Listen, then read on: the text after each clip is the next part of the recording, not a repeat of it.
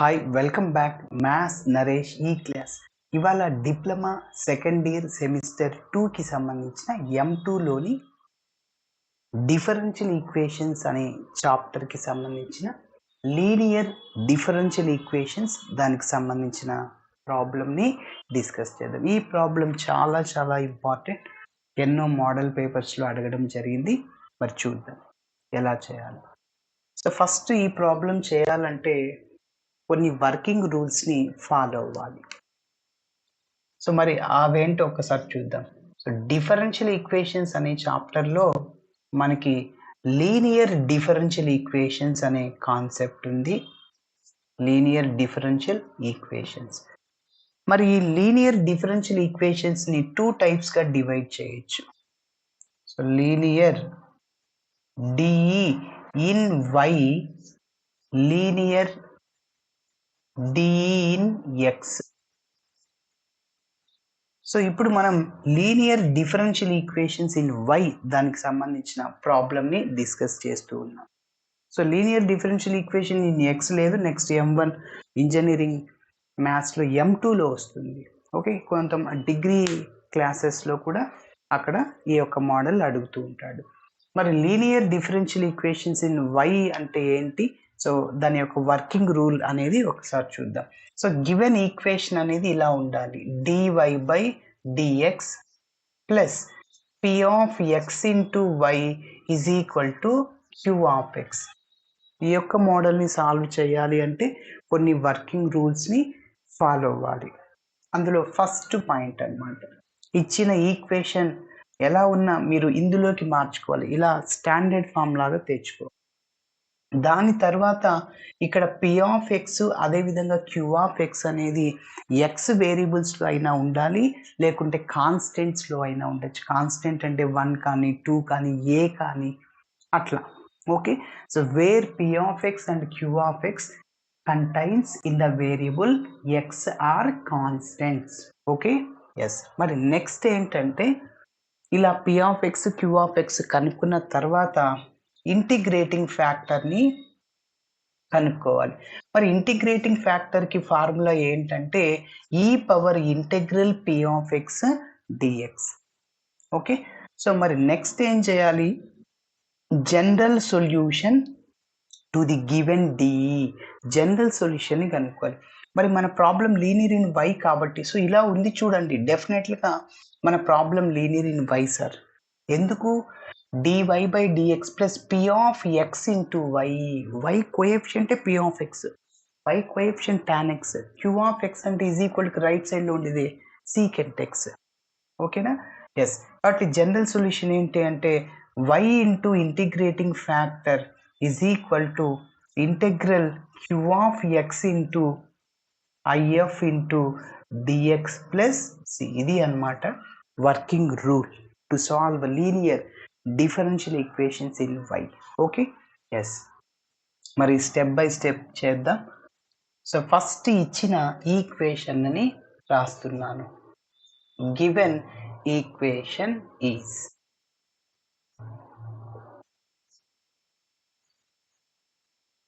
Given equation is, so ఏంటి, dy by dx plus first tan x రాస్తున్నాను, ఎందుకంటే p of x into y లాగా ఉండాలి. Okay, is equal to secant x. మీరు గమనిస్తే definitely this is linear in y. ఎందుకు? dy by dx plus p of x into y is equal to q of x. So అదే రాస్తున్నాను. ఇది ఏ model అనేది రాస్తున్నాను. So this is a linear equation, this is a linear equation in y. ఓకేనా? మరి standard form ఏంటి? p of x q of x కావాలి కదా, అందుకోసం comparing the above equation with,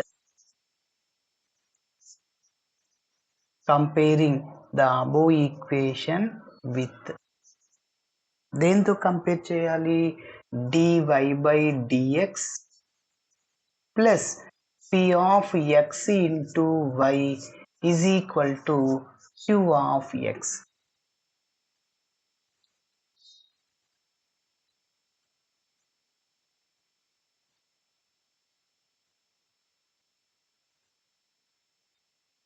okay. So compare చేస్తే p of x q of x వచ్చేస్తాయి. P of x అంటే y coefficient tan x. Okay. So p of x is equal to tan x. అదేవిధంగా q of x అంటే secant x అవుతుంది. Okay. Yes. ఇప్పుడు next ఏం చేయాలి మనము? ఐఎఫ్ని క్యాలిక్యులేట్ చేయాలి. మరి ఐఎఫ్కి formula e power integral p of x dx. కాబట్టి ఫస్ట్ నేను ఇంటెగ్రల్ పి ఆఫ్ ఎక్స్ డిఎక్స్ని కనుక్కుంటున్నా. So integral p of x into dx. Okay. So integral tan x into dx. మీరు గమనిస్తే direct formula integral tan x log of secant x, integral cot x log of sine x. కాబట్టి so గుర్తుంచుకోవాలి, integral tan x కి formula log of secant x, direct formula. So next ఐఎఫ్ని calculate చేద్దాం. So ఐఎఫ్కి formula e power integral p of x into dx. So which is equal to e power integral p of x into dx అంటే log of secant x.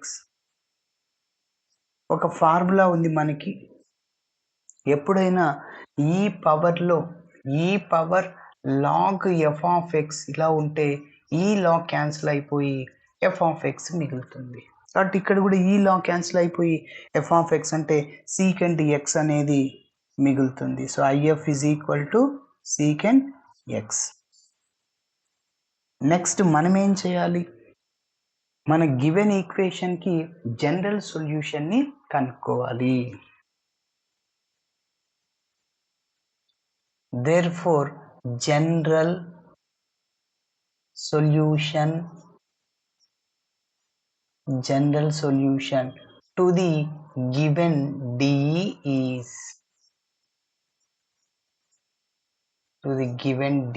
is general solution ఏంటంటే ఇది linear in y కాబట్టి so y into if formula వస్తుంది,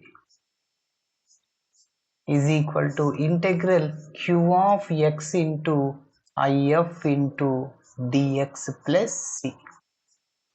okay. Yes.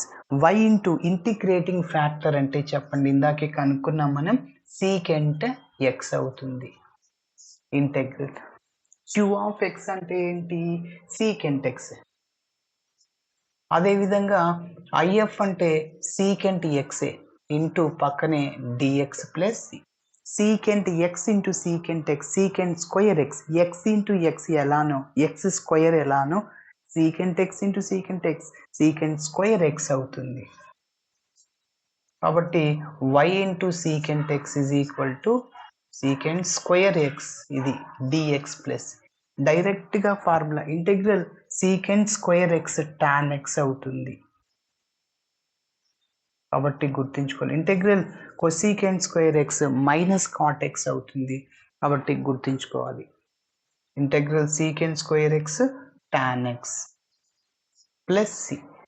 So y into secant x. So this is the general solution to the given D అని చెప్పచ్చు. చాలా సింపుల్గా ఉంటాయి ఈ ప్రాబ్లమ్స్.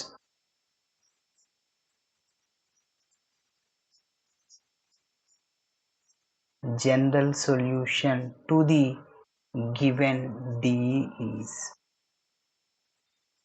given DE. ఓకే. కాబట్టి సో ఫస్ట్ మీరు ఏం చేయాలంటే ఆ మోడల్ని ఒకసారి చూడండి, ఎలా చేస్తున్నాం, వర్కింగ్ రూల్ ఏంటి, ఎలాంటి ఫార్ములాస్ వస్తాయి. సో అవన్నీ గుర్తుపెట్టుకుంటే ఈజీగా ఏ ప్రాబ్లం ఇచ్చినా చేసేయచ్చు. ఓకేనా? సో మెయిన్గా మెథడ్ని గుర్తుపెట్టుకోండి. ఓకే.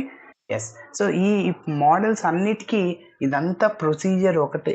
ఇక్కడ నువ్వు integral p of x dx కనుక్కునేటప్పుడు ఇంటిగ్రేషన్ రావాలి, జనరల్ సొల్యూషన్ కనుక్కునేటప్పుడు ఈ ఈక్వేషన్కి రైట్ సైడ్లో జనరల్ సొల్యూషన్లో ఇంటిగ్రేషన్ చేస్తే అయిపోయాయి.